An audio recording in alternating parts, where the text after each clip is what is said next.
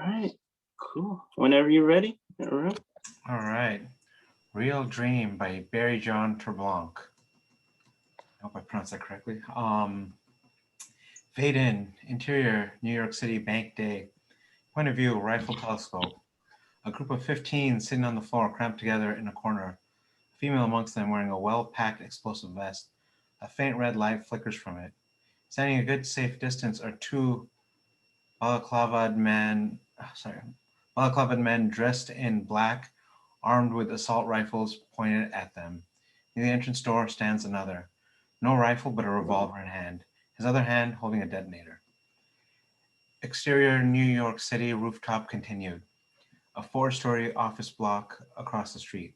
A police sniper laying in the ready. The back of his vest reads SWAT. Radio in hand, he calls in.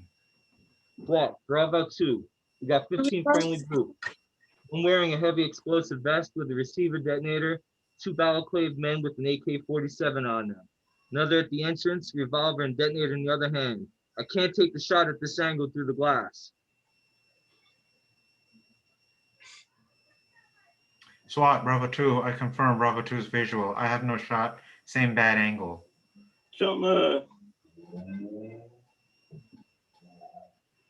I'm sorry, there was a noise, my bad. So where am I at again? Police radio. Off screen. Okay. Copy SWAT, Bravo 4-2. Exterior, New York City, bank entrance, continued, deserted street and walkway, but for a single cop car in the middle of the street, just outside the bank's entrance. Its two occupants, Sergeant Lance, 40s athletic build, and Mike, 20s medium build. They've taken cover behind their vehicle, pistols armed and the ready. A few hundred meters away, either side of them, behind police tape, are multiple cops, cars, and curious bystanders. Back on the two cops outside the back entrance. Their shoulder radios sound.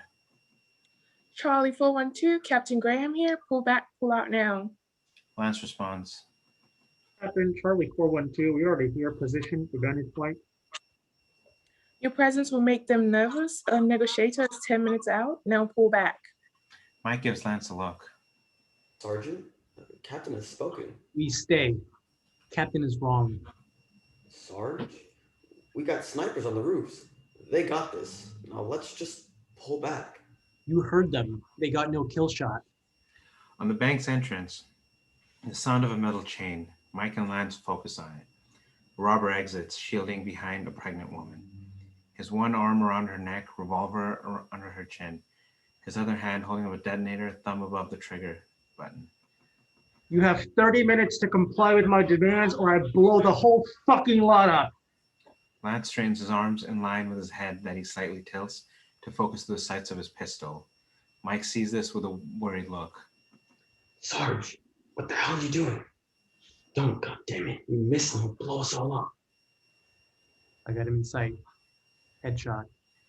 Sarge, goddammit, don't do. Lance fires. Bullet clips the robber's ear.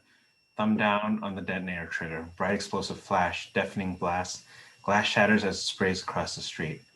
Interior bedroom night continuous. Mike jolts upright in bed. Through his heavy breathing, he shouts out, No! No! What have you done? His wife, laying beside him, wakes in fright to his outburst. She switches on her bedside lamp and places a hand on his back, a concerned look on her face.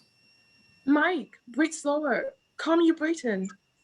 Mike's breathing calms as he throws his legs over the bed and walks soft to the ensuite, where he splashes his face over the basin. His wife looks on from the bed. Same dream, honey? Yeah, to detail. You seen Dr. Delport this morning, right? Mike, walking back to his bed, to his wife's side, he gives her a kiss. Yep, first thing before work. I hear he's good. Interior Delport's office, morning. Mike in his police uniform sits at the coffee table. A small digital voice recorder in the middle. Opposite side sits Dr. Delport with a notepad in hand. Dr. Delport, early 60s, short gray hair, reading glasses. He has professional written all over him. And you say this morning was your third such same dream? Anything different between the dreams? Gun in the left hand and the right hand, sequence change? No, each dream is the same, to the T. Dreams. For all recurring ones are commonly brought upon a similar event in one's past. Can you think of any such similar event? No, nothing. Hell, I'm only 5 months a rookie. Subconscious closure. I'm not with you. Your dreams don't have a resolution, no closure, as if it's trying to tell you what will happen next, a warning. Well then, Mr. Dream, please give me the ending tonight so I can move along. Delport gives him a look. Then, at the wall clock that shows 7:52, he stands and goes to his desk, opening a drawer as he takes out a small medicine bottle. He walks back, giving it to Mike. Right then, time's up. Take these, take 2 an hour before you go to sleep. Sleeping tablets. 4 nights supply. If the dreams continue, come back and see me. Interior, bedroom ensuite, night. Mike, standing over the hand basin. Small medicine bottle in hand, he shakes out 2 tablets in his palm that he swallows. Interior, bedroom, night later. Mike asleep, slightly restless, rapid eye movement. Exterior, New York City bank entrance, day. Mike's dream. On the bank's entrance, the sound of a metal chain. Mike and Lance focus on it. A robber exits, shielding behind a pregnant woman, his one arm around her neck, revolver under her chin, the other holding up a detonator, thumb above the trigger button. You have 30 minutes left to comply with my demands, or I blow the whole fucking lot up. I blow the whole fucking lot up. What the? How did I know he was going to say that? Mike is quick to focus on Lance with an uneasy look. Shit. He's going to fire at him. Miss. Just like in the dreams I had. Lance strains his arms in line with his head that he slightly tilts to focus through the sights of his pistol. Sarge, what the fuck are you doing? Don't, goddammit, you miss and he'll blow them all up. Got him in sight. Headshot. Shit. In my dreams, he fires. Miss. Explosion. Shattered glass. His mind racing 100 thoughts a second, one sticks. Mike swiftly points his gun at Lance to the side of his head, aimed in the ready, gripping tight to stop his hand from shaking. Sarge, put the gun down. Lance calmly turns his head to look at him, looking down his barrel. What the fuck are you doing? Sarge, listen to me. I've been here before. This does not end well. Lance turns his head back to aim down through his sights. Kid, get that fucking gun out of my face or pull the trigger. Fuck. Mike's finger closing in on the trigger. Lance's finger closing in on the trigger. Lance fires. Bullet clips the robber's ear. Thumb down on the detonator trigger. Bright explosive flash. Deafening blast. Glass shatters as it sprays across the street. End Mike's dream. Interior bedroom, night, continuous. Mike jolts upright in bed. Heavy breathing that slows as he looks over to his wife that's still asleep, laying with her back to him. We see her eyes, her open eyes. Interior Delport's office, morning. Mike in his police uniform sits at a coffee table. A digital voice recorder in the middle. Opposite side sits Dr. Delport. The dream now having progressed to you raising your gun to your partner, Sergeant Lance, wanting to shoot him, kill him in order to prevent the explosion. Deaths. Doc, this shit's getting too much for me. It's getting too real. Too fucking real. Jesus, man.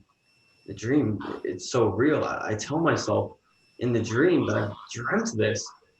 I know he's going to fire at the robber. Miss.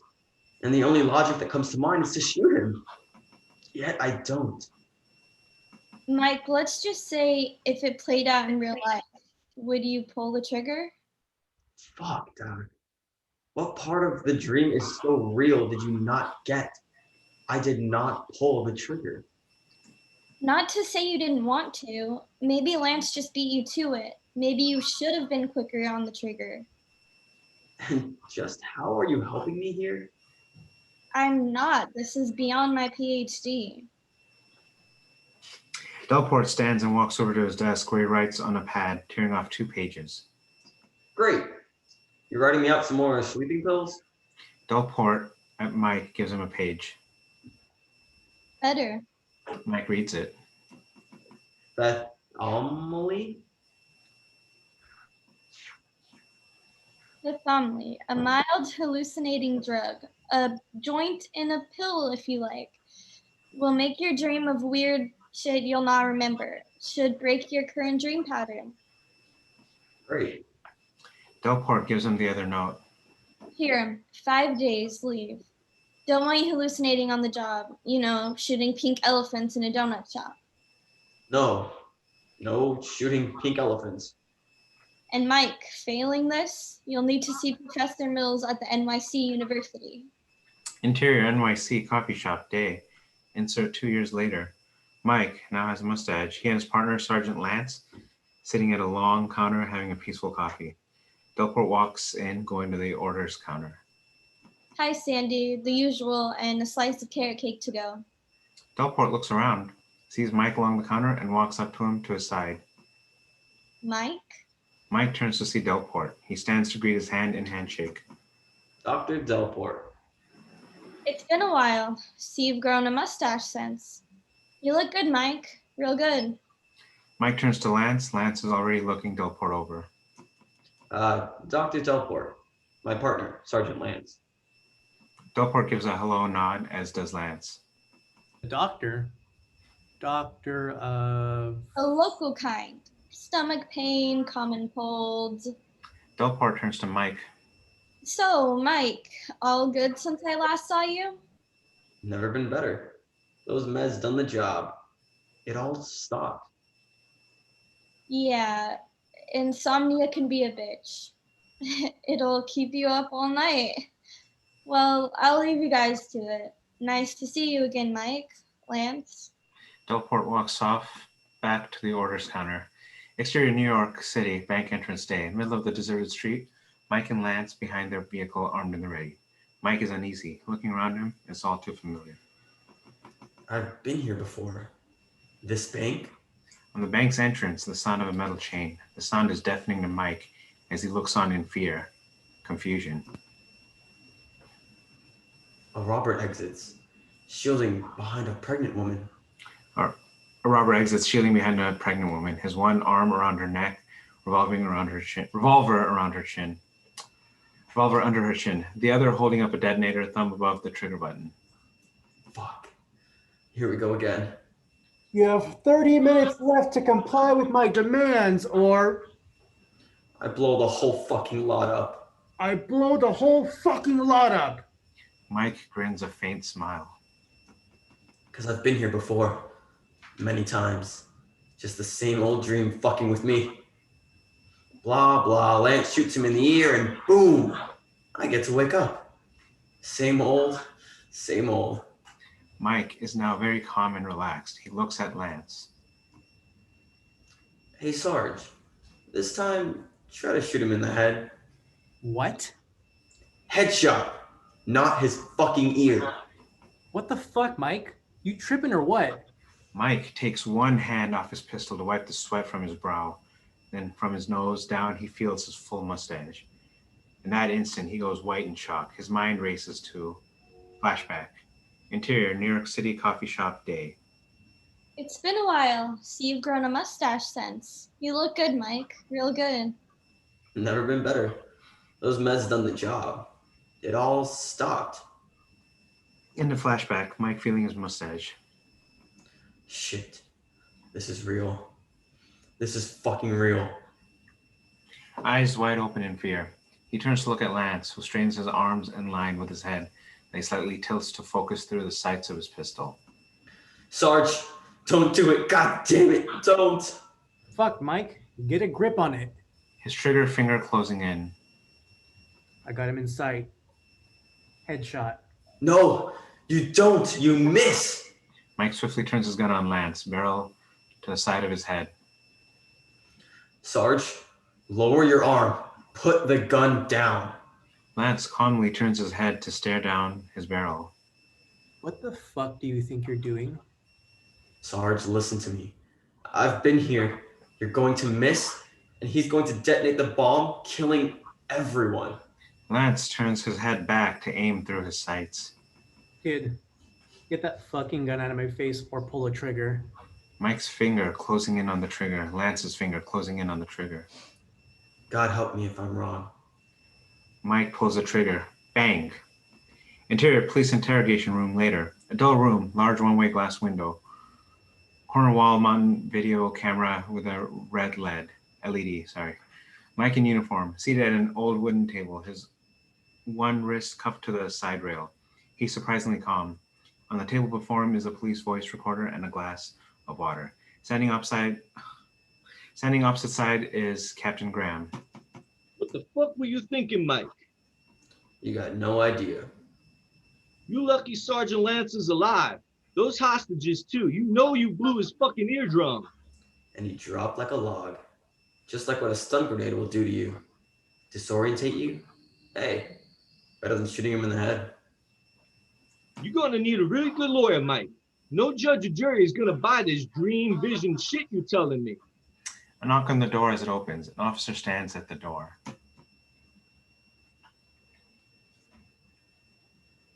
Captain, there's a doctor deployed here to see you. Says his voice is recording. You need to listen to say it's Will. Will blow your head. Delport steps in holding up a small digital voice recorder. Mike stares at it as he sighs relief. He looks up to Delport. Holy God above. I forgot about that. Fade out. Exterior New York City bank entrance day. Insert earlier today. God help me if I'm wrong. Mike pulls his pistol to just behind Lance's head, pulls the trigger. Bang! Lance drops like a log. A split second later, a faint gunshot is heard behind him. Sniper. Mike turns to look at the robber. A bullet hits the robber between his eyes. The detonator drops to the ground. His revolver drops to the ground as the woman frees and runs off. Robber drops dead. Fade out. The end. All right, good job, guys. Good job. Nicely done. That was nice. You guys had the hand over the mouth. You know, that was very creative. All right, well, let's talk about it. What you guys got for me today? I just felt like about 10 minutes in, like not much was happening. It seemed like all the action was at the very, very end. But I mean, I don't know if they do a good job of building up the tension, then it should be fine. But I was narrating. Oh, go ahead. Sorry, yeah, I gotta go. I'm sorry. I have to help my granny with something. You got anything to say about the script? Nothing really. I'm sorry. I was not like here today. Okay, I'm sorry. no problem. I'm with you. See you tomorrow? I'm coming. Huh? See you tomorrow? You didn't send me anything. I didn't get nothing. Okay. I'll check that. Thank you. Okay. All right, no problem. Bye. I'm coming back. Bye. Have a good night. Bye, Choma. Oh, yeah. Yeah, that's. I mean, I was just narrating, so I wasn't as like keyed into the story, but that was just the impression I got like while I was trying to pay attention. Maybe you guys feel different. I feel like the repetition could have been used better because I don't think it was needed. That much repeating wasn't needed. I don't think so. Like I've seen it been used to like the script advantage before. And I don't really think it needed to be done this way. But I like the idea. Yeah, the repeat could have been done a little differently. Yeah. This way, it's not exactly the same. Otherwise, people get bored. You know, It reminded me of Source Code. I don't know if you guys have seen Source Code. It reminded me of that movie a little bit. It's like that's also kind of like a dream sequence where you're just recreating like the situation to see where the bomb might be or something. So I don't know if they were trying to do something similar to that. There's a few movies out there that repeat. Even the new one, what is it? Something Boss Level. Boss Level. I saw that. That was really good. I saw that. Yeah, but they handled it. That was a good example of changing it up, you know, and not getting boring. Where it's, you know, they found a way to do it. Narrating really helped. Having a narrator, I think that really helped guide you through it to make it easier to understand. Oh, right, in that movie, yeah. In that particular movie. Well, there is some narration here, right? When he's talking to Dr. Delport, he is kind of narrating, just not the entire time. Yeah, there's a moment, I guess.